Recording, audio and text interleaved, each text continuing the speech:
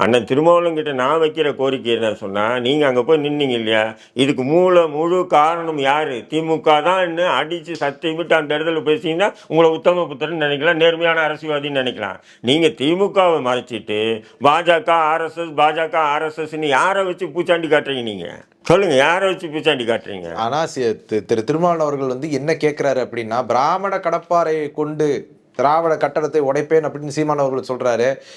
பூனைக்குட்டி வெளியே வந்துருச்சுங்கிறத இதை பார்க்க முடியுது. அதுதான் நானும் சொல்றேன். நீங்க பூனைக்குட்டி வெளியே வந்ததுன்னு சொல்றீங்களா இல்லையா? வரவேற்கிறேன், நான் வரவேற்கிறேன். நீங்க சொன்னது சரின்னு ஏற்றுக்குவோம். அங்க பண்ண அநியாய அக்கிரமத்தை திமுக விமர்சனம் பண்றதுக்கு உங்க மனசுல இடம் இல்லைன்னா அப்ப என்ன அர்த்தம்? அப்ப உங்களுக்கு சீமானையோ அல்லது விஜயையோ விமர்சனம் பண்றதுக்கு என்ன இருக்கு? திருப்பரங்குன்றம் பிரச்சனையே திமுக தான் ஆரம்பிச்சு வச்சுது. இதை பேசுவதற்கு ஆண்மையற்ற தலைவர்கள் தான் நேற்று அந்த இடத்துல கூடி ஒப்பாரி வச்சிருக்காங்க. ஆமா, ஒப்பாரி வச்சிருக்கானுங்க. தேர்தல் வருகின்றது.